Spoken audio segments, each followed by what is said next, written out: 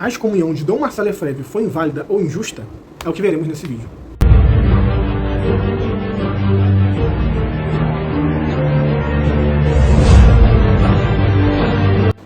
Meu nome é Caio Batista e esse é o perfil Continuismo de Sempre. Muitos tradicionalistas afirmam, em defesa de Monsenhor Lefebvre, que a sua excomunhão, devido às ordenações ilícitas, foi inválida, porque ele estava num suposto estado de necessidade. Veremos nesse vídeo que essa argumentação não é recente, que isso já foi usado para outros cismáticos do passado e já foi condenado pela Igreja. E veremos de fato o que aconteceu e por que a excomunhão de Lefebvre foi sim válida e justa.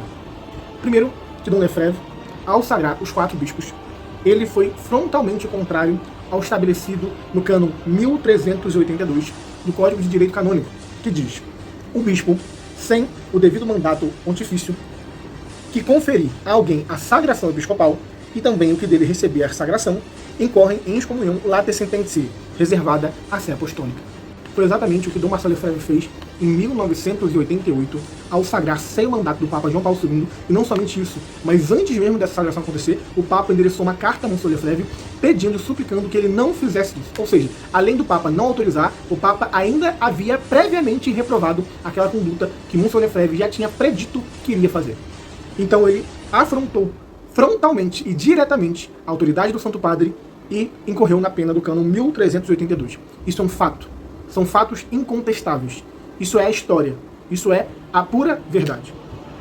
Agora, eles afirmam que essa excomunhão foi inválida porque foi injusta, porque Monsenhor Lefebvre estava tentando salvar a Igreja e que nós não devemos nos preocupar com essa excomunhão. Inclusive ainda reivindicam o exemplo de Santo Atanásio, ao qual nós iremos falar no final desse vídeo.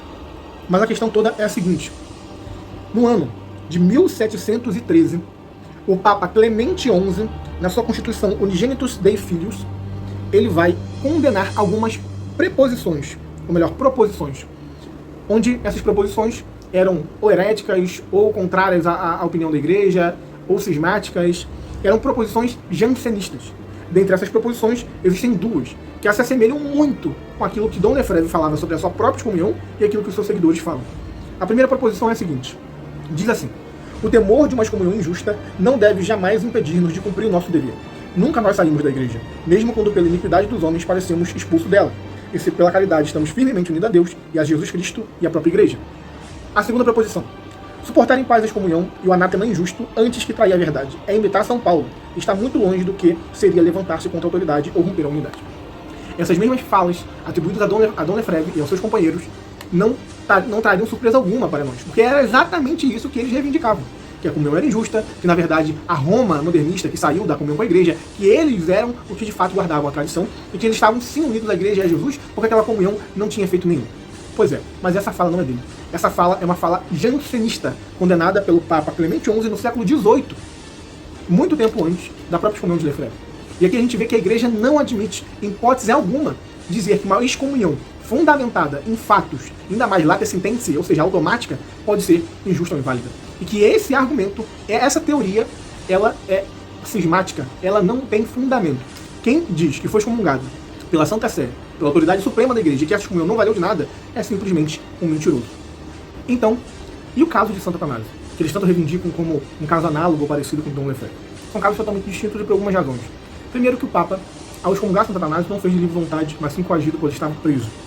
Segundo, que o Papa sempre foi amigo de Atanásio, sempre defendeu a ortodoxia junto com ele. E, em terceiro lugar, Santo Atanásio não cometeu nenhuma infração contra a autoridade da Igreja ou contra as leis eclesiásticas estipuladas da Igreja da sua época. Ele não cometeu nenhuma infração, ele não foi contra nenhum tipo de cânon da Igreja e não cometeu nenhuma heresia. Não cometeu nenhum ato cismático e nada que afrontasse a autoridade do Santo Padre ou que incorresse em excomunhão.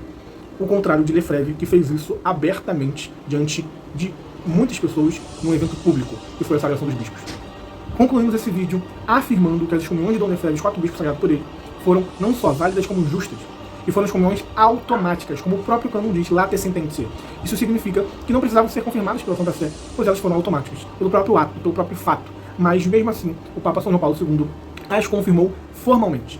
E, infelizmente, Monsenhor Lefebvre morreu excomungado sem se retratar do seu erro.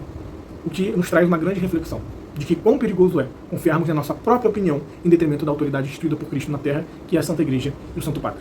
Fiquem com Deus. Salve Maria.